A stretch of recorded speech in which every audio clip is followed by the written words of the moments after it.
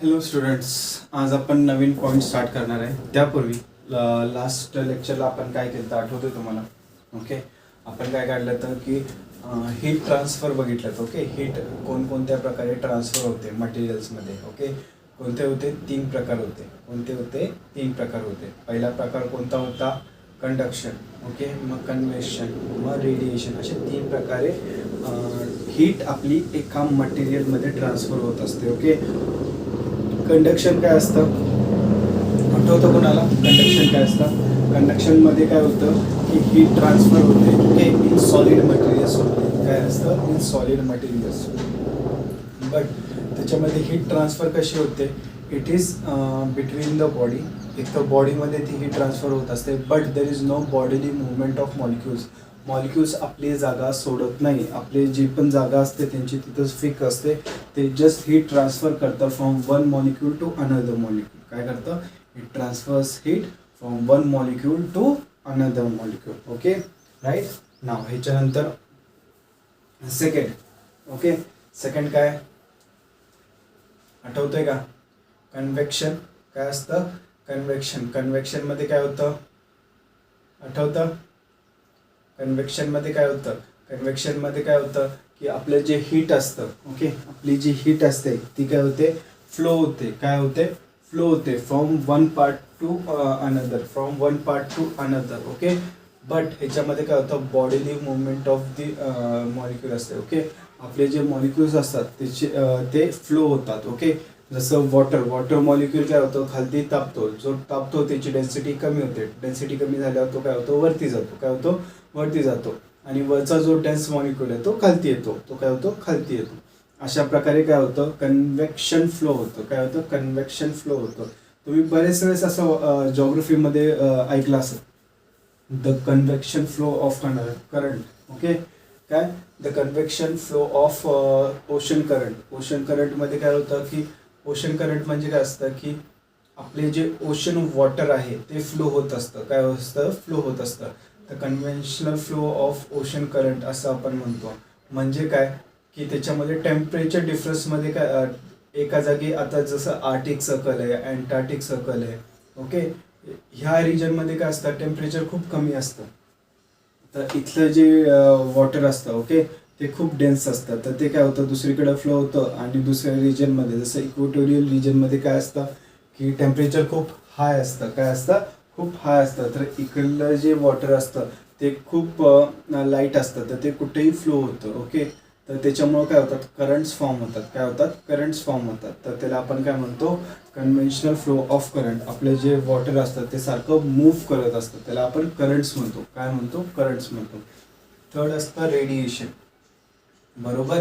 तिसरं काय होतं? रेडिएशन. मी तुम्हाला खूप इझी एक्झाम्पल दिलं, सन आणि अर्थमध्ये. ओके, बरं. कंडक्शन आणि कन्व्हेक्शनला मटेरियल मीडियम इज मस्ट. काय? Material medium is must. But रेडिएशनला काय?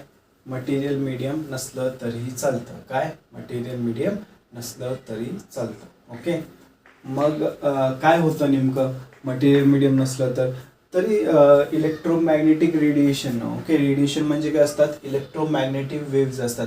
वेव्सच्या फॉर्ममध्ये आपली जी एनर्जी आहे ती ट्रान्सफर होते from one point to another point. जसं sun to earth. Okay, sun to अर्थमध्ये काय आहे आपलं? मध्ये मीडियम नाही आहे, but still we are getting heat energy from sun. It is absorb by the earth. तर अशा प्रकारे एनर्जी ट्रान्सफर होते. त्यात आपण कंडक्शन डिटेलमध्ये बघितलं. काय बघितलं? कंडक्शन डिटेलमध्ये बघितलं. त्यात फॉर्म्युला बघितला. ओके, कोणता फॉर्म्युला बघितला? हीटचा फॉर्म्युला बघितला. ओके, और हीट एनर्जीचा फॉर्म्युला काय होता? Q is equal to K A T1 minus T2 into small T by L. बरोबर, हा फॉर्म्युला होता. ओके, आता जर मी हे इकडे आणलं, टी स्मॉल टी इकडे आणलं तर काय येतं? Q by T. बरोबर, काय येतं? Q by T is equal to K A T1 minus T2. Right, काय येतं? T1 minus T2 divided by L. बरं, हे जे टर्म आहे ह्याला आपण पॉवर म्हणतो. पॉवर और हीट एनर्जी म्हणू आपण. हीट फ्लो म्हणूया आपण. ओके, पॉवर और हीट म्हणायचं याला. ओके, तर ह्याला मी डिनोट करा म्हटलं तर एच न. कारण काय? आपण पॉवर जरी असलं तर कोणती पॉवर आहे? हीट पॉवर आहे. ओके, हीट फ्लोच आहे. ओके, तर आपण याला डिनोटेड बाय एच करा म्हटलं तर काय येतं के ए. ह्याला काय म्हटलं तो आपण डेल्टा टी म्हणत होतो. काय म्हणतो delta T divided by L. Okay, तर आपला फॉर्म्युला काय होता H is equal to K A delta T by L. Okay, आता मी तुम्हाला सांगितलं होतं की हीट फ्लो जे असतं ते ॲज करंट फ्लो असतं. आपण ॲनॉलॉजी क्रिएट करतो की हीट फ्लो आणि करंट फ्लो काय आहेत सेम आहे. काय आहेत सेम आहे. जसं करंट फ्लोमध्ये करंट फ्लोमध्ये करंट का फ्लो होतो कारण देर इज पोटेन्शियल डिफरन्स. काय असतं देर इज पोटेन्शियल डिफरन्स. तसं इथं हीट का फ्लो होते due to there is temperature difference. काय असतं टेम्परेचर डिफरन्समुळे काय होते हीट फ्लो होत असते. बरोबर ना. आता मी तुम्हाला जर फॉर्म्युला सांगितला तर आपल्याला आपण एक फॉर्म्युला काढला तर काय काढला होता रेजिस्टन्स हीट रेजिस्टन्सचा फॉर्म्युला काढला होता. हीट रेजिस्टन्सचा फॉर्म्युला काय होता एल अपॉन के ए. काय होता एल अपॉन के ए. हा हीट रेजिस्टन्सचा फॉर्म्युला होता आणि मी तुम्हाला सिरीजचं आणि पॅरललचं ह्याचे इक्वेशन दिलते. ओके, बरोबर. जसं ॲनॉलॉजी इन करंट आहे तसंच इथं आहे. ओके, तर हे आपण लास्ट लेक्चरमध्ये केलं.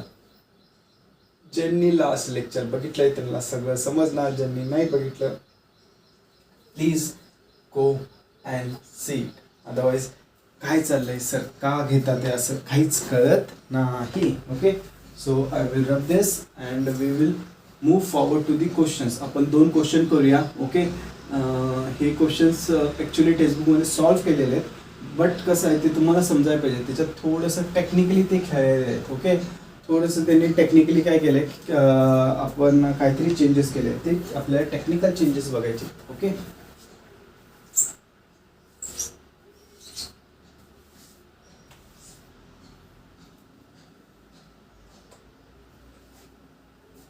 काय आहे बघा first question page number 137. Okay, page number काय आहे आपला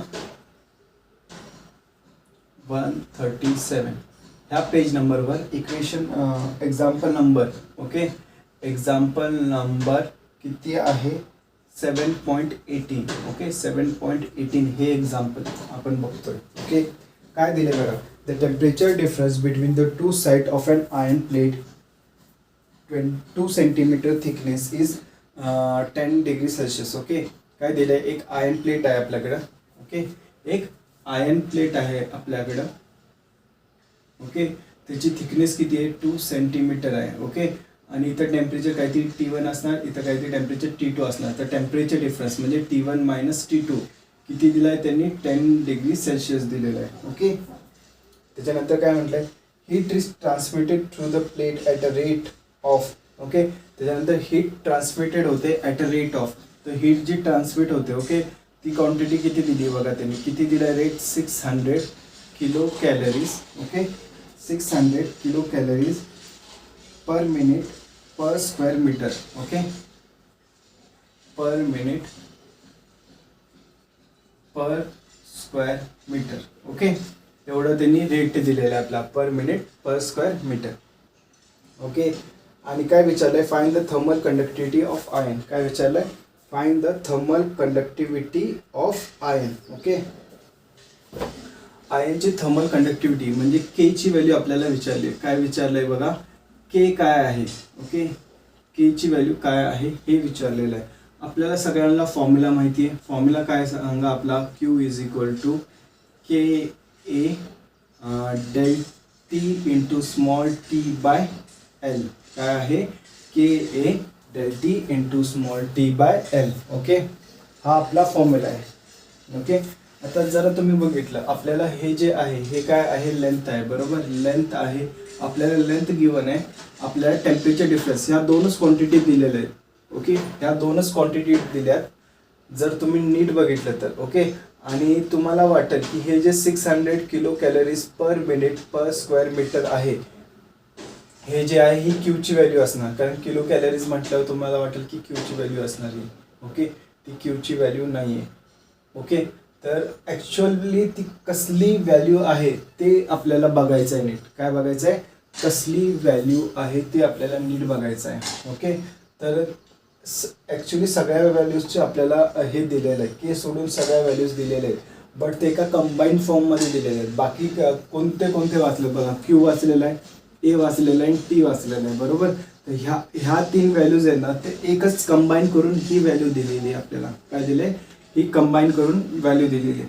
बरं, मग क्वेश्चन पेपरमध्ये तुम्हाला समजायचं कसं की आपल्याला जी व्हॅल्यू दिलेली आहे ती ह्या तिन्हींचं कॉम्बिनेशन आहे का ह्या दोघांचं कॉम्बिनेशन आहे, ओके, और कुठल्या तरी अजून दुसऱ्या ह्याचं कॉम्बिनेशन, हे कसं समजायचं ते आपण बघूया. ओके, आपण थोडंसं आता रिव्हर्स इंजिनिअरिंग करायचं. काय करायचं? रिव्हर्स इंजिनिअरिंग करायचं.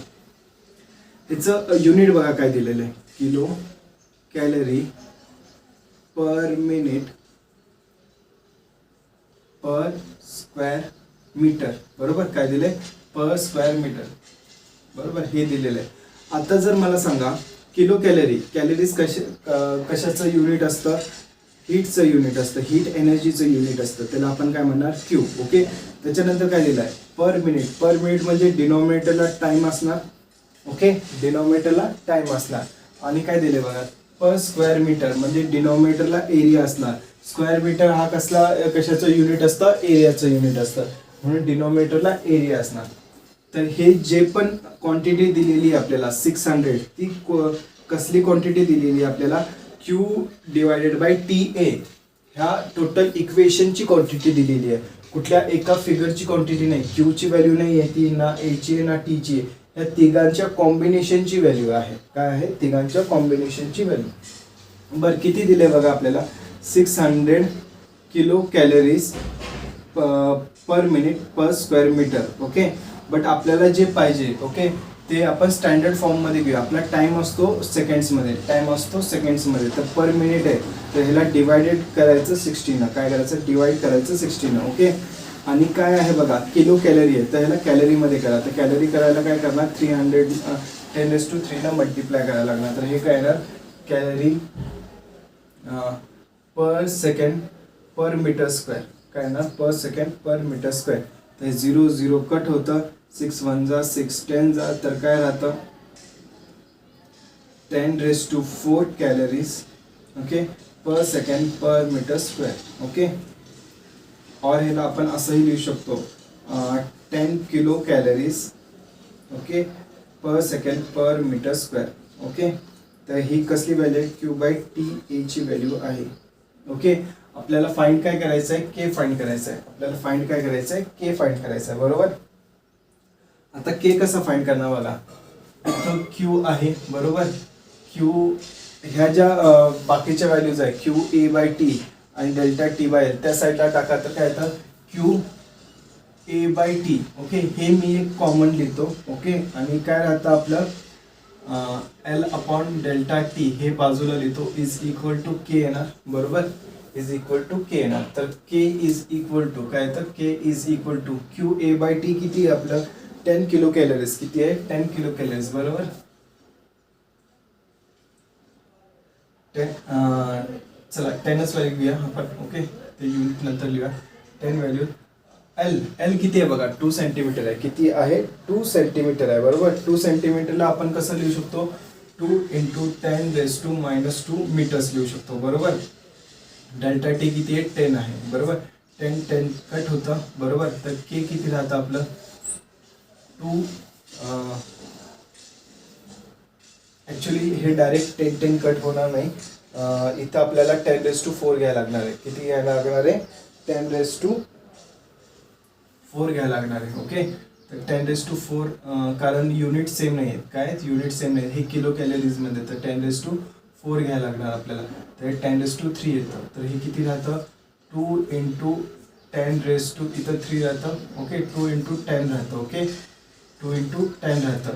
तर 2 × 10 in terms of kilo calories लिहायचं असेल मला. काय? In terms of kilo calories लिहायचं. तर काय येतं? 0.02. ओके, किती येतं? 0.02 किलो कॅलरीज. काय येतं? किलो कॅलरीजमध्ये लिहिता येतं आपल्याला. आणि केचं युनिट काय असतं? केचं युनिट काय ना? Kilo calories per unit per unit time, बरोबर. पर युनिट टाइम पर मीटर पर डिग्री केल्विन. ओके, तर हे झालं केचं युनिट. हा असा सॉल्व करायचा आहे, समजलं? हे सम असं सॉल्व करायचं हे आपल्याला माहिती पाहिजे. अदरवाईज आपण काय करतो, हे 600 काय दिलंय, आपण एक क्यूची व्हॅल्यू घेतो, खरं ए आणि टीची व्हॅल्यू आपल्याला भेटत नाही, बरोबर. मग आपण म्हणतो सम चुकलेला आहे. सम चुकलेला नाही आहे. थोडंसं ह्या चॅप्टरमध्ये काय करायचं, रिव्हर्स इंजिनिअरिंग करायला बघायचं की युनिटवरनं आपण काय करायचा, फॉर्म्युला डिराईव्ह करायचा. युनिटवरनं काय करायचा, फॉर्म्युला डिराईव्ह करायचा. समजलं, काही प्रॉब्लेम याच्यात. सो मी हे रफ करतो. आपण सेकंड सम बघूया. काय बघायचं, आपण सेकंड सम बघायचा. ओके, सिंपल होता.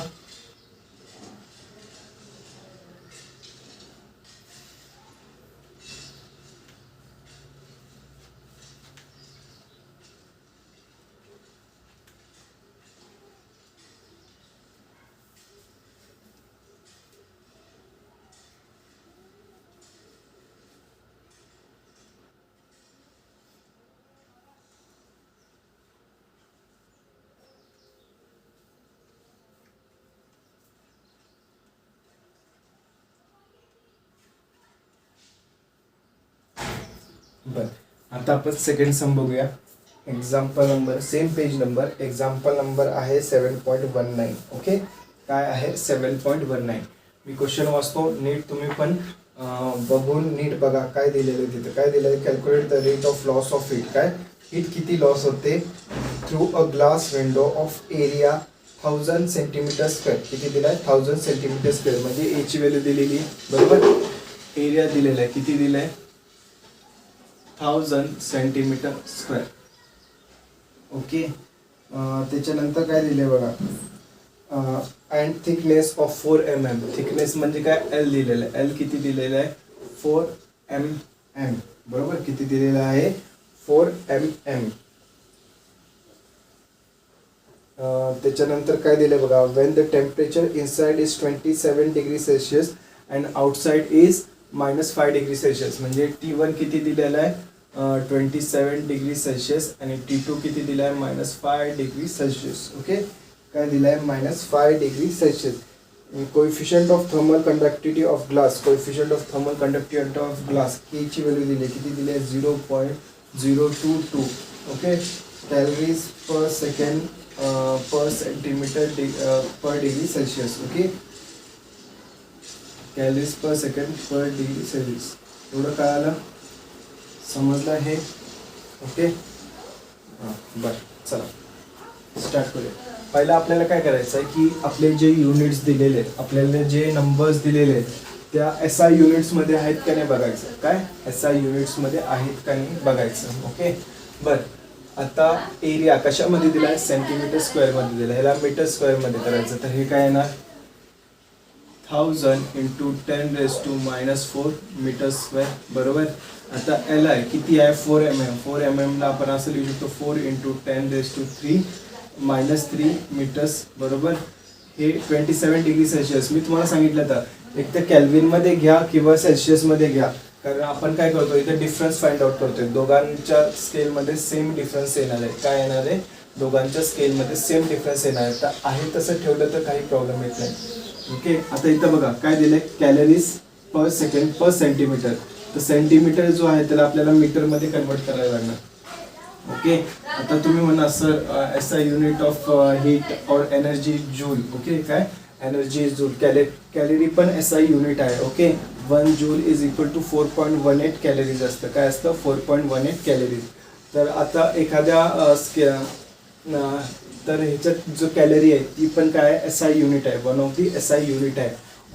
ओके, तर ह्याला आपल्याला काय करायचं आहे, मीटरमध्ये कन्वर्ट करायचं आहे. तर मी काय करणार, divide by 0.022. Okay, divided by 10⁻². तर हे काय येतं, कॅलरीज पर सेकंड पर मीटर पर डिग्री सेल्सिअस. ओके, तर हे वरती जातं. तर काय येतं 0.022 × 10⁻² calories per second metre degree Celsius. Okay, तर ही के ची व्हॅल्यू येते. आपल्याला फाइंड काय करायचं आहे, क्यू फाइंड करायचं आहे. काय फाइंड करायचं आहे, क्यू फाइंड करायचं आहे, बरोबर. तर क्यूचं फॉर्म्युला काय, Q is equal to KA T1 - T2 × small t by L. बरं, आपल्याला फाइंड काय करायचं आहे, रेट ऑफ, काय क्वेश्चनमध्ये काय दिलं आहे बघा, calculate the rate of loss. काय दिलंय? Rate of loss. Rate of loss म्हणजे काय असतो की रेट ऑफ लॉस कसला विचारलाय? हीटचा रेट ऑफ लॉस म्हणजे काय? एनर्जी किती ट्रान्सफर होतीये. ओके, बट रेट विचारल्यामुळे काय होतं? डिवायडेड बाय टी करायला लागतं. काय करायला लागतं? डिवायडेड बाय टी करायला लागतं. जेव्हा आपण रेट विचारतात आपल्याला तेव्हा आपण डिवायडेड बाय टी करत असतो. तर मी काय करतो? हा जो टी आहे तो इकडे आणतो. काय होतं? हा जो टी आहे इकडे आणतो. तर आपल्याला क्वांटिटी काय फाइंड करायची आहे? ही क्वांटिटी फाइंड करायची आहे. रेट ऑफ लॉस फाइंड करायचं आहे. Q by T. ओके, तर Q by T is equal to केची व्हॅल्यू आहे आपल्याकडे किती आहे? 0.022 इंटू 10⁻². ओके, इंटू एरिया किती दिला आहे बघा? 1000 into 10⁻⁻4. Okay, into delta T. T काय येणार आहे? तर T1 काय आहे? 27 डिग्रीज सेल्सिअस. ओके, -5. ओके, एवढा दिलेला आहे. होल डिवायडेड बाय लेंथ किती दिली आहे? 4 इंटू 10⁻³ ओके, जर तुम्ही हे कॅल्क्युलेट केला, काय केलं? कॅल्क्युलेट केला तर तुमचा आन्सर किती येतं? 1.67 इंटू 10⁻³ काय येतं? 1.76 इंटू 10⁻³ हे सगळं कॅल्क्युलेट करून घ्या तुम्ही. मी कॅल्क्युलेशनवर जात नाही कारण खूप टाईम जातो. ओके, आणि आपला कसं व्हिडिओमध्ये आपण जास्तीत जास्त कंटेंट द्यायला बघायचं, तर कॅल्क्युलेशन तुम्ही करू शकता. फक्त काय इम्पॉर्टंट आहे, जसं कन्वर्जन्स इम्पॉर्टंट आहे, मागच्या क्वेश्चनमध्ये काय इम्पॉर्टंट होतं हे तेवढं सांगतो मी तुम्हाला. तर हे केलं तर काय येतं? 1.67 इंटू 10⁻³ आन्सर काय येणार? Calorie per unit time. काय येणार? Calorie per unit time. Okay, तर हे आपलं आन्सर आलं. ओके, हे आपलं आन्सर आलं. सो आय होप तुम्हाला हे समजलं असणार. ओके, आता आपण नेक्स्ट टॉपिककडे वळूया. ओके, तुम्हाला कन्व्हेन्शनचं माहिती आहे ना? कन्व्हेक्शन कसं होतं? ओके, आता कन्व्हेक्शनचे आपल्याला फॉर्म्युलाज ते काही नाही आहे, बट त्याचे युजेस आहेत. युजेस दिलेले आहेत त्यांनी. Okay, uses of convection. Okay, की त्याचं यूज काय, त्याचे युजेस दिलेले आहेत. मी तुम्हाला थोडंसं डिस्क्राईब करतो की युजेस काय आहेत. ओके, तर युजेस ऑफ कन्व्हेक्शन काय दिले आहेत बघा टेक्स्टबुकमध्ये त्यांनी. तसे बरेच आहेत, खरं आपण जे टेक्स्टबुकमध्ये दिले तेवढंच बघूया. काय दिलं आहे? ॲप्लिकेशन ऑफ कन्व्हेक्शन, हीटिंग और कूलिंग ऑफ रूम्स, आणि सेकंड काय? Cooling of transformer. ओके, आता जे आपले रूम्स असतात ते काय होतात? गरम किंवा थंड होतात. ते कशामुळे होतं? कन्व्हेक्शनमुळे होतं. जास्तीत जास्त कन्व्हेक्शनमुळे होतं. बाकी कंडक्शन आणि रेडिएशन हा पण एक पार्ट आहे. काय? हा पण एक पार्ट आहे, बट सगळ्यात जास्त कशामुळे होतं? कन्व्हेक्शनमुळे होते. कारण का होतं? कारण एअर आहे. काय? एअर. ओके, ती काय असते? फ्लो होत असते. काय असते? फ्लो होत असते. Due to flowing of air, due to flowing of air काय होतं की आपलं जे रूमचं टेम्परेचर आहे ते कमी जास्त होतं. का? सपोज बाहेर गरम आहे, आता उन्हाळ्याचे दिवस आहेत. ओके, आणि तुमचं जर खिडकी उघडी असणार, दरवाजा उघडा असणार, तर काय होते? बाहेरची हॉट एअर ती काय होते? आत फ्लो होते. Okay, due to wind flowing. काय होतं? Due to wind flowing. Okay, आत फ्लो होते, आणि आतली जी एअर असते ती काय होते? बाहेर फ्लो होते. म्हणून तुमचं काय होतं? रूम टेम्परेचर वाढतं. काय होतं? रूम टेम्परेचर वाढतं. ओके, आणि सेकंड काय आहे? Cooling of transformer. काय असतं? Cooling of transformer. आता जे ट्रान्सफॉर्मर असतात, ओके, त्याच्यामध्ये काय असतं? खूप वायर्स असतात. काय असतात? खूप वायर असतात. ओके, हे ट्रान्सफॉर्मर आहे. हे ट्रान्सफॉर्मरमध्ये काय असतं? असं वायर अशा गुंडाळलेल्या असतात. खूप वायर्स असतात, अशा गुंडाळलेल्या असतात. ओके, आणि ह्याच्यामुळे काय होतं? इलेक्ट्रिक एनर्जी फ्लो होते ह्याच्यामध्ये, आणि ह्याच्यामध्ये काय होतं की खूप अमाऊंट ऑफ हीट जनरेट होत असते. खूप अमाऊंट ऑफ हीट जनरेट होत असते. आता जी ही हीट जनरेटेड असते, जर ही हीट जनरेशन कमी नाही केलं तर काय होतं की हे ट्रान्सफॉर्मर बस्ट होण्याची शक्यता असते. काय असतं? बस्ट होण्याची शक्यता असते. म्हणून काय करतात? ह्याच्या बाजूला त्यांनी एक ऑइल टँक लावतात. काय होतं? इथं ऑइल टँक लावतात. काय करतात? ह्याच्या बाजूला ऑइल ठेवतात. काय होतात? ऑइल ठेवतात. हे जे सेटअप आहे ते ऑइलमध्ये ठेवतात, आणि इथं ह्याला एक ऑइल टँक लावतात. आता काय होतं की इथलं जे ऑइल आहे ते काय करतं? ह्याचं ॲब्झॉर्ब करतं टेम्परेचर. काय करतं? ॲब्झॉर्ब करतं टेम्परेचर. आता मी तुम्हाला पाण्याचं सांगितलं होतं की काय होतं की पाणी काय होतं? ॲब्झॉर्ब होतं, टेम्परेचर ॲब्झॉर्ब करतं आणि वरती जातं. सेम ऑइल काय करतं? टेम्परेचर ॲब्झॉर्ब करतं आणि वरती जातं. काय असतं? वरती जातं. आता ह्याच्यामध्ये काय होतं की ऑइल वरती जातं, इथलं जे थंड ऑइल असतं ते खालती येतं. काय होतं? खालती येतं. आता इथलं जे ऑइल आहे ते काय करतं? आपलं टेम्परेचर ॲटमॉस्फिअरला गिव्ह अप करतं. काय करतं? ॲटमॉस्फिअरला गिव्ह अप करतं आणि परत हे ऑइल आहे ते कूल होऊन जातं आणि इकडचं जे नवीन आलेलं ऑइल आहे ते काय होतं? परत काय होतं? गरम होतं आणि वरती जातं. तर असं हे कन्व्हेक्शन सायकल याच्यात चालू असते. काय असतं? कन्व्हेक्शन सायकल चालू असते. त्याच्यानंतर आपले जे सोलार वॉटर हीटर असतात. काय? Solar water heater that is one of the best example of convection. काय असतं? One of the best example of convection. आपण काय करतो माहिती आहे का? त्याला एका त्या पाईप्स असतात त्या एका टाकीला जोडतो. आपण असं कधी बघितलंय का की जे पाईप्स असतात ओके ते काय असतात? बॉटमला जोडलेले असतात. तर बॉटममधलं कोल्ड वॉटर त्या पाईपमध्ये येतं आणि त्या पाईपचं पाणी काय करतात? वरती सोडतात टँकच्या परत. तर ते काय होतं की जे हॉट वॉटर आहे ते ॲटोमॅटिक वरती जातं due to flow of convection आणि जे कोल्ड वॉटर येतं ते खालती येत असतं. ते काय असतं? खालती येत असतं. म्हणून जे आपल्याला जे नळ जोडलेला असतो तो टाकीच्या वरच्या बाजूला जोडलेला असतो, टाकीच्या खालच्या बाजूला जोडत नाही. इन जनरल केसेस जे आपण नॉर्मल टँक वापरत असतो, नॉर्मल टँकमध्ये काय असतं की नॉर्मल टँकमध्ये आपल्याला जो नळ जोडतात त्याचं कनेक्शन खालतून काढतात ओके. बट जे सोलरची टँक असते अशी सिलेंड्रिकल टँक असते ओके त्याचे जे कनेक्शन काढतात ते असं वरच्या पॉईंटवरनं काढतात, खालच्या पॉईंटवरनं कधी काढत नाही ओके. खालच्या पॉईंटवरनं काढत नाही, वरच्या पॉईंटवरनं काढतात. का? की जे हॉट वॉटर असतं ओके हॉट वॉटर काय असतं? ते वरच्या लेअरमध्ये असतं. काय असतं? वरच्या लेअरमध्ये असतं. खालच्या लेअरमध्ये हॉट वॉटर असतं, खालच्या लेअरमध्ये काय असतं? कोल्ड वॉटर असतं ओके.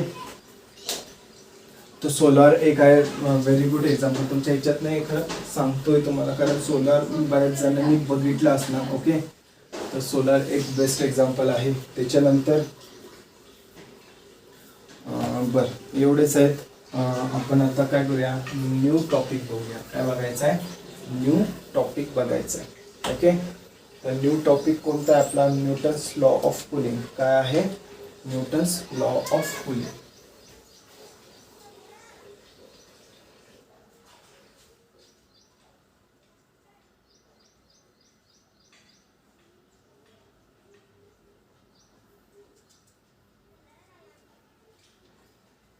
न्यूटन्स लॉ ऑफ कूलिंगमध्ये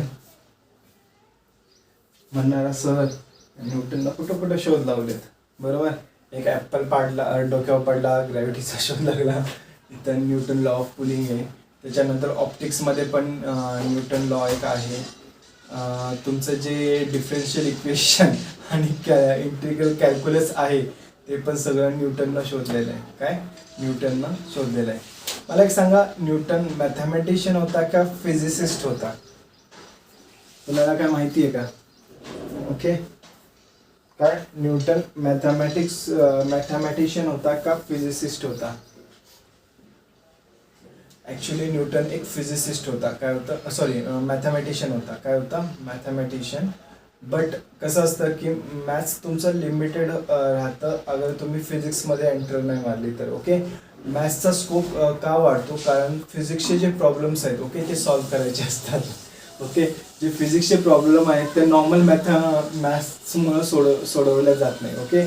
त्याला हाय लेवलचे मॅथ्स काय आता जसं तुम्ही पुढे जाणार ओके तर मला हाय लेवलचा मॅथ्स प्रॉब्लेम्स येत जातील ओके. जे हाय लेवलचं मॅथ्स का डेव्हलप होतं? कारण फिजिक्समध्ये आपल्याला लागत असतं. Mostly around 60 to 70% of maths जे डेव्हलप झालेलं आहे ओके ते फिजिक्समुळे झालेलं आहे. आपल्याला बऱ्याच जागी फिजिक्समध्ये ते मॅथ्स लागत असतं म्हणून मॅथ्स डेव्हलप होत गेलं. कारण मॅथ्सची अशी गरज स्पेसिफिकली पडत नाही ओके. कारण फिजिक्स जो सब्जेक्ट आहे त्याला स्पेशल जसं डिफरन्शियल इक्वेशन, इंटिग्रल कॅल्क्युलस ह्या गोष्टींची जसं आपलं हे असतं प्रॉबॅबिलिटी असते अशा गोष्टींची गरज पडत होती म्हणून जे मॅथ्स आहे ते डेव्हलप होत गेलं ओके. तर असं काही नसतं की फिजिक्स हा बेस्ट सब्जेक्ट आहे, मॅथ्स हा बेस्ट सब्जेक्ट आहे, केमिस्ट्री हा बेस्ट सब्जेक्ट आहे. केमिस्ट्रीमध्ये तर टेक्स्टबुकमध्ये पण लिहिलं वाटतं chemistry is God of science असं काही नसतं ओके.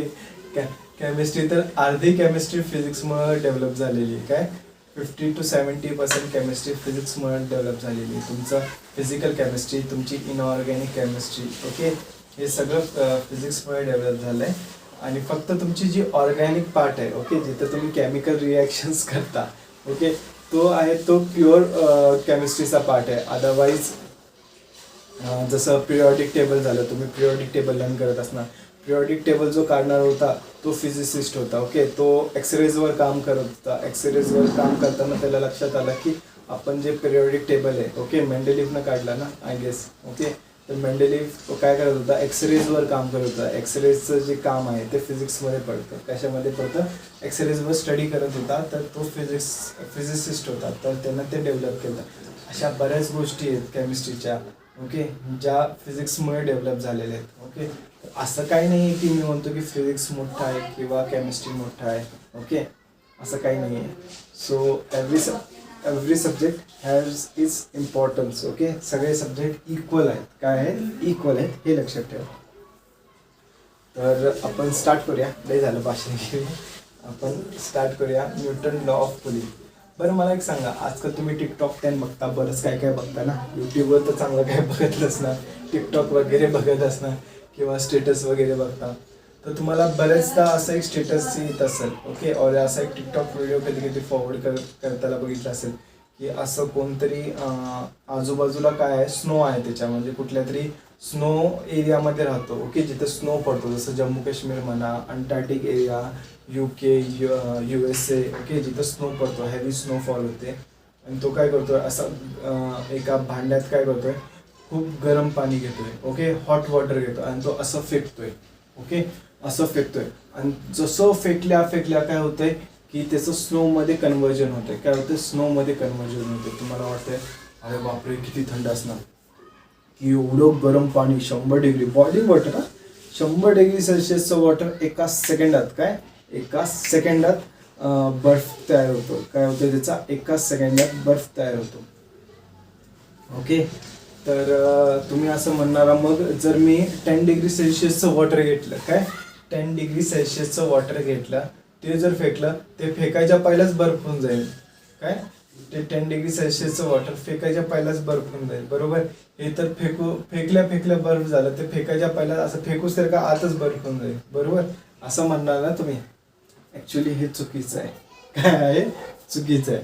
तर हेच आपल्याला न्यूटन्स लॉ ऑफ कुलिंग सांगतं. काय सांगतं, Newton's law of cooling, the rate of cooling. काय सांगतं, the rate of cooling, the rate of cooling is directly proportional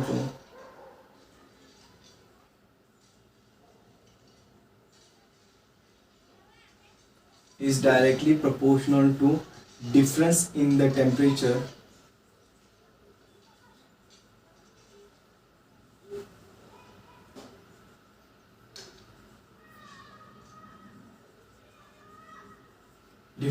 the temperature of system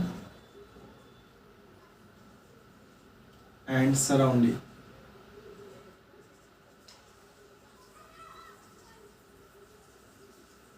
okay, काय आहे, the rate of cooling is directly proportional to, okay. आता मी ते गरम पाणी वरती फेकलं, काय गरम पाणी वरती फेकलं, ओके.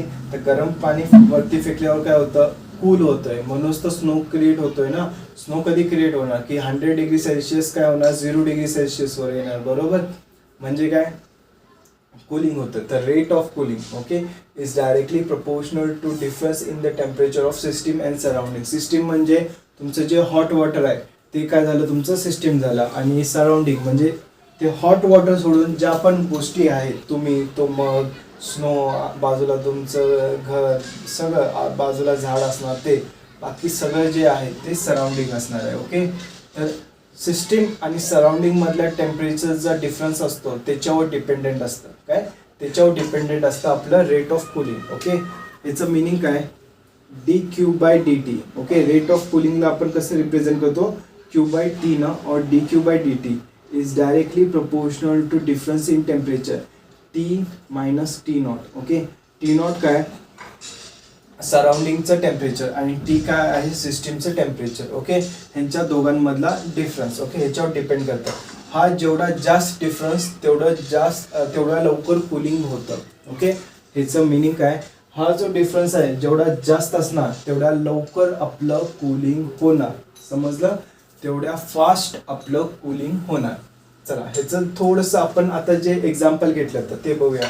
मी काय घेतलं तर बॉइलिंग वॉटर घेतलं तर कपमध्ये और मगमध्ये. ओके, ते किती, आता बॉइलिंग वॉटर म्हणजे सिस्टीम टेम्परेचर त्याला आपण टी म्हणतो. किती होतं, 100 डिग्री सेल्सिअस बरोबर. आणि सराउंडिंग टेम्परेचर टी नॉट किती होतं, 0 डिग्री सेल्सिअस. सगळीकडे बर्फ होता बरोबर, तर तिथं टेम्परेचर, सराउंडिंग टेम्परेचर किती असणार, 0 डिग्री सेल्सिअस. ओके, म्हणजे आता ह्या दोघांचा डिफरन्स घेतला. Okay, T minus T not किती येतो, 100 डिग्री सेल्सिअस बरोबर. तर जे आपलं रेट ऑफ कूलिंग आहे ते काय असणार आहे, फास्ट असणार आहे. काय असणार आहे, फास्ट असणार आहे, कारण इथं टेम्परेचर डिफरन्स जास्त आहे. जर सेकंड कंडिशन मी घेतली होती की माझं जे सिस्टीम टेम्परेचर आहे ते किती आहे, T is equal to 10 degree Celsius. Okay, आणि सराउंडिंग टेम्परेचर टी नॉट काय आहे, 0 डिग्री सेल्सिअस. ह्या दोघांमधला डिफरन्स किती आहे, 10 डिग्री सेल्सिअसचा बरोबर. आता बघा, डायरेक्टली प्रोपोर्शनल म्हणजे काय असतं आपलं, जेवढं जास्त ही क्वांटिटी असणार. ओके, जशी ही क्वांटिटी वाढणार तशीच ही क्वांटिटी वाढणार बरोबर. आता ही क्वांटिटी 100 आहे. ओके, तर ही क्वांटिटी पण वाढणार. आता ही क्वांटिटी 10 झाली, त्या केसमध्ये काय झाली, 10 झाली बरोबर. म्हणजे ही क्वांटिटी पण कमी असणार बरोबर. म्हणजे काय, सिस्टीम आणि सराउंडिंगचं जेवढं टेम्परेचर डिफरन्स जास्त असणार तेवढ्या लवकर कूलिंग होणार. काय होणार, तेवढ्या लवकर कूलिंग होणार. तुम्ही एक्सपेरिमेंट करून बघा. 2 कप्स घ्या. ओके, एकामध्ये गरम पाणी टाका, एकामध्ये नॉर्मल पाणी टाका आणि दोन्ही फ्रीझरमध्ये ठेवा. काय करा, दोन्ही फ्रीझरमध्ये ठेवा आणि थोड्या वेळानंतर बघत जावा. तर ज्या कपमध्ये हॉट वॉटर असतं ते लवकर फ्रीज होतं. काय होतं, ते लवकर फ्रीज होतं ॲज कम्पेअर्ड टू ज्या कपमध्ये नॉर्मल वॉटर असतं. काय, ज्या कपमध्ये नॉर्मल वॉटर असतं ते स्लोली फ्रीज होतं. काय होतं, खूप स्लोली फ्रीज होतं. आणि ज्या कपमध्ये हॉट वॉटर असतं अराउंड म्हणजे बॉइलिंग पॉईंटच्या ह्याच्यातलं. ओके, तर तो जो कप असतो त्या कपमधलं काय होतं, लवकर फ्रीज होऊन जातं. का, कारण ते काय करतं, नॉर्मल स्टेटला यायला बघतं. तर नॉर्मल स्टेटला येताना काय करतं, ते स्वतः एनर्जी फेकून देतं. काय करतं, स्वतः एनर्जी स्वतःहून बाहेर काढतं. काय करतं, स्वतःहून एनर्जी बाहेर काढतं. तसं जे दुसरं आहे, ओके, जे नॉर्मल टेम्परेचरचं वॉटर आहे ते काय असतं, त्याच्याकडे एकतर कमी एनर्जी असते पहिलीच, आणि त्याला खूप कमी ॲडजस्ट करायचं असतं. ओके, खूप कमी ॲडजस्ट करायचं असतं. मग ते हळूहळू एनर्जी काढतं. और ते जे आपलं फ्रीज आहे त्याला एनर्जी काढावी लागते, त्याच्यामधून त्याला एनर्जी काढावी लागते. तर ह्याला टाइम लागतो. काय लागतो, टाइम लागतो. समजलं, काही प्रॉब्लेम. तर हा जे इक्वेशन आहे ह्याला आपण असं पण लिहू शकतो, dq/dt इज इक्वल टू k इंटू, और सी घेऊया आपण, के मागच्या ह्याच्यात झाला c into T minus T not. Okay, तर सी काय असतो, कॉन्स्टंट आहे. काय आहे, कॉन्स्टंट आहे, कूलिंग कॉन्स्टंट आहे. काय आहे, कूलिंग कॉन्स्टंट आहे. तर हा फॉर्म्युला आहे न्यूटन्स लॉ ऑफ कूलिंगचा. काय आहे, न्यूटन्स लॉ ऑफ कूलिंगचा हा फॉर्म्युला आहे. हा तुम्हाला पाठ पाहिजे. ओके, ह्याच्यावरचे सम्स आपण बघूया आता. ओके, एक सम बघूया म्हणजे तुम्हाला नीट लक्षात येईल की आपण याचं यूज कसं करायचं. हा फॉर्म्युला दिला आहे तेवढा सोपा नाही आहे. दिसतोय आपल्याला 3च क्वांटिटीज आहे, बट क्वेश्चन देताना थोडं लेट फिरवून देता येतात ह्याच्यावर. समजलं, हे समजलं ना. जेवढं जास्त temperature of system and surrounding तेवढ्या लवकर कूलिंग होते. समजलं, जेवढं कमी टेम्परेचर तेवढ्या स्लोली कूलिंग होते. ओके, मी हे रफ करतो. आपण काय करूया, एक्झाम्पल घेऊया. ओके,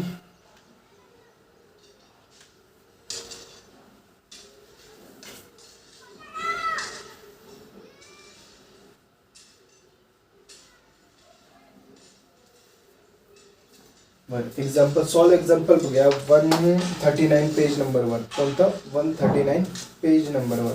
बरं, काय दिले बघा, 7.22 example number 139 page 7.22 page number. काय दिले बघा, a metal sphere cools at a rate of 1.6 degree Celsius per minute. Okay, काय दिलंय, द रेट दिलेला आहे, कूलिंगचा रेट दिलाय आहे. कूलिंगचा रेट म्हणजे काय दिलंय आपल्याला, dq/dt दिलाय त्यांनी. काय दिलंय, dq/dt काय दिलंय, 1.6 डिग्री सेल्सिअस पर मिनिट दिलेलं आहे. काय दिलं आहे? 1.6 डिग्री सेल्सिअस पर मिनिट. बरोबर. काही प्रॉब्लेम ह्याच्यात? ओके. तर काय दिलं आहे? Wien it is at 70 degree Celsius. कधी हा रेट कधी आहे? जेव्हा जे सिस्टीमचं टेम्परेचर आहे म्हणजे टीचं टेम्परेचर आहे ते किती असणार आहे? 70 डिग्री सेल्सिअसवर असणार आहे. ओके. त्याच्यानंतर काय दिलं आहे? At what rate it will cool when the temperature is 40 degree Celsius. But त्यांनी रेट विचारला आहे, D Q by D T विचारलं आहे. D Q by D T परत विचारलेलं आपल्याला किती असणार जेव्हा सिस्टीमचं टेम्परेचर किती असणार? 40 डिग्री सेल्सिअस असणार. किती असणार? 40 डिग्री सेल्सिअस असणार. आणि त्यांनी सराउंडिंग टेम्परेचर दिलं आहे टी नॉट. टी नॉट किती दिलेलं आहे? 30 डिग्री सेल्सिअस. किती दिलं आहे? 30 डिग्री सेल्सिअस. समजलं? काही प्रॉब्लेम ह्याच्यात? आय गेस सगळ्यांना हे समजलं असणार. तर आपण ह्याचा आन्सर काढूया. ओके. बरं, जनरली जेव्हा तुम्हाला मिनिट्समध्ये दिलेलं असतं आन्सर पण बघायचं मिनिट्समध्ये विचारलं आहे की सेकंड्समध्ये विचारलं आहे. आता ह्या क्वेश्चनमध्ये त्यांनी मिनिट्समध्येच विचारलं आहे. तर आपण ही क्वांटिटी चेंज नाही करायची. तर आपलं इक्वेशन काय आहे? D Q by D T is equal to C T minus T not. बरोबर. आता जे फर्स्ट इक्वेशन आहे, ओके, जे फर्स्ट आपल्याला दिलेलं आहे, फर्स्ट कंडिशन काय दिलेलं आहे? D Q by D T is equal to 1.6 आणि टेम्परेचर किती दिलं आहे? 70 डिग्री सेल्सिअस टीची व्हॅल्यू आणि टी नॉटची व्हॅल्यू काय? 30 डिग्री. तर हे टाका, आपल्याला सीची व्हॅल्यू भेटते. तर सी इज इक्वल टू काय येतं आपलं? D Q by D T into 1 by T minus T not. बरोबर. D Q by D T किती आहे? 1.6. किती आहे? 1.6 into T minus T not काय ना? 70 मायनस 30. किती येतं? 70 मायनस 30. किती येतं? 40 येतं. तर हे काय येतं?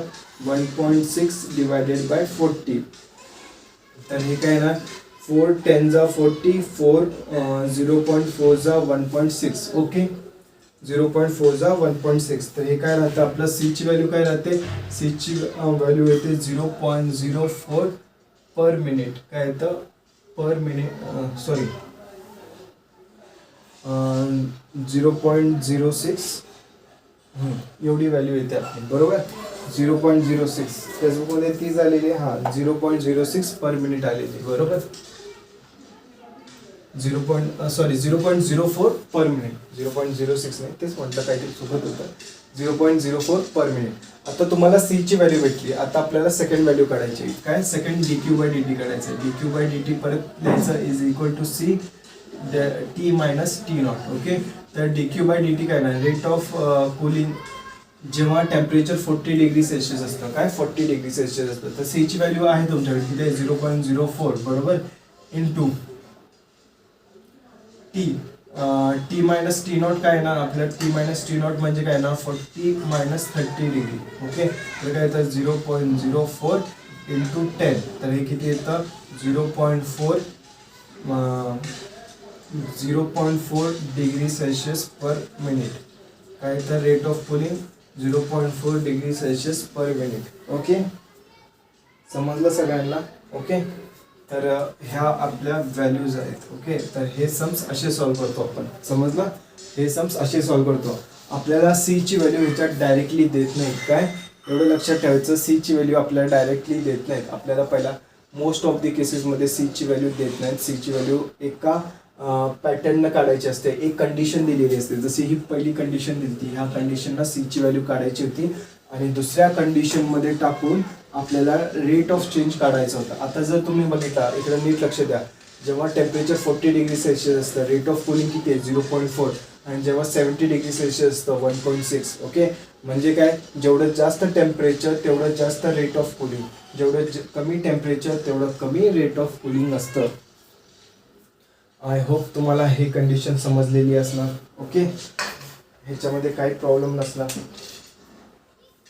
सगळे कंडिशन्स क्लिअर झाले. ओके. चला अजून एक प्रॉब्लेम करूया आपण. ओके. काय याचा? अजून एक प्रॉब्लेम करूया. हे रफ करतो मी. अजून एक प्रॉब्लेम करूया.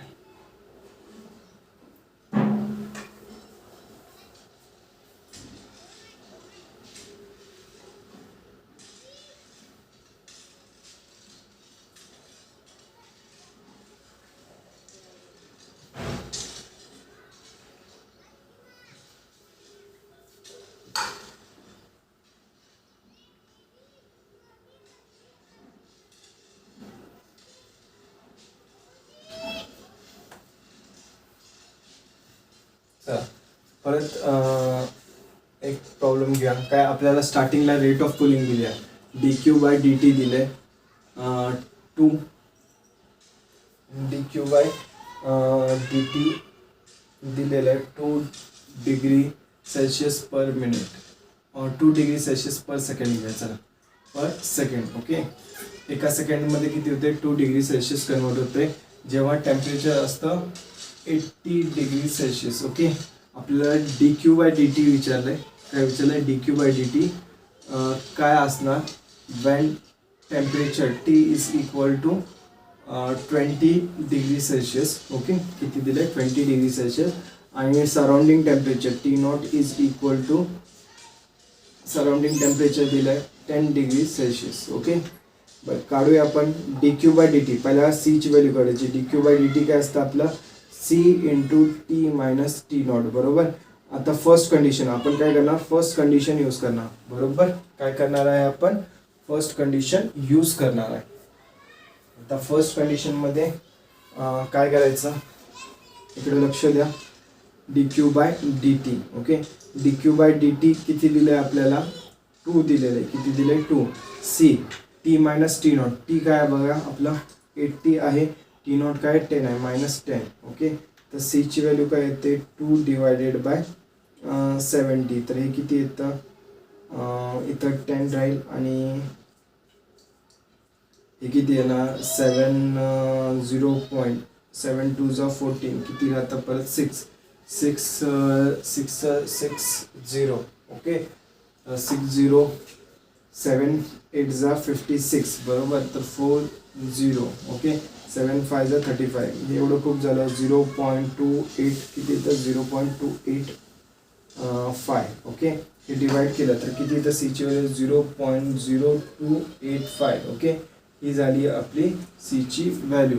आता आपण काय करायचं रेट काढायचं आहे. काय काढायचं आहे D Q by D T second कंडिशनचं काढायचं. ओके, काय तर C into T minus T not. बरोबर, तर D Q by D T is equal to सीची व्हॅल्यू काय 0.0285. बरोबर, किती आल्या 0.0285. ओके, आणि टीची व्हॅल्यू काय, टीची व्हॅल्यू आहे 20 डिग्री सेल्सिअस आणि टी नॉटची आहे 10 डिग्री सेल्सिअस. तर इथे काय येतं 10, तर हे काय येतं 0.285. किती येतं 0.285. बरोबर, परत बघा की रेट ऑफ कूलिंग आपलं किती होतं 2 होतं जेव्हा टेम्परेचर 80 डिग्री सेल्सिअस होतं आणि जेव्हा 20 डिग्री सेल्सिअस झालं आपलं टेम्परेचर 0.2 झालं, म्हणजे 10 पटी कमी झालं. ओके, 10 पटीने कमी झालं. समजतंय हे. ओके, आय होप तुम्हाला हे समजलं असणार. ओके, जे टेक्स्टबुक मागचे प्रॉब्लेम्स आहेत, काय टेक्स्टबुक मागचे जे प्रॉब्लेम्स आहेत ते सगळ्यांनी नीट करा. ओके, जे पण प्रॉब्लेम्स आहेत ओके इझी प्रॉब्लेम्स आहेत, जास्त काय हार्ड नाही आहे. ओके, तर तुम्ही जेवढं करणारा प्रॉब्लेम्स तेवढं तुम्हाला समजतील. जे आपण कन्सेप्ट लावलेले आहेत ते कन्सेप्ट घेऊन प्रॉब्लेम सॉल्व करायचं बघा. जर तुम्हाला नसतील येत तर आपण जेव्हा परत गॅदर होऊ त्यावेळेस आपण ते डिस्कस करूया. खरं तुम्ही एकदा सॉल्व करून बघा. जोपर्यंत तुम्ही सॉल्व करत नाही ना तोपर्यंत तुम्ही कितीही सॉल्व करून दिलं, तुम्हाला हजारो प्रॉब्लेम सॉल्व करून दिले, काही फायदे उपयोगाचे नाही. काय काही उपयोगाचे नाही. जोपर्यंत तुम्ही सॉल्व करत नाही तोपर्यंत तुम्हाला कळणार नाही. ओके, खूप सारे प्रॉब्लेम्स दिलेले आहेत आपल्या जवळपास 15 प्रॉब्लेम्स आहेत वेगवेगळ्या टॉपिक्सवर. हे करा, आपण आल्यावर परत दुसरं प्रॉब्लेम सॉल्व करूया. ओके, जे नीट लेवलला CET लेवलला विचारतात ते आपण बघणार आहे.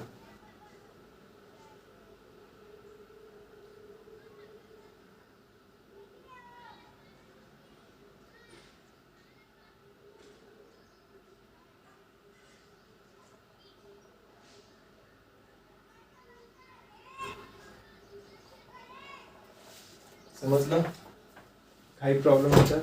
चलो, so we will stop here ह्या लेक्चरला आणि सगळं नीट करा आणि नेक्स्ट लेक्चर व्हिडिओपासून आपण न्यू टॉपिक स्टार्ट करूया. Okay, so bye.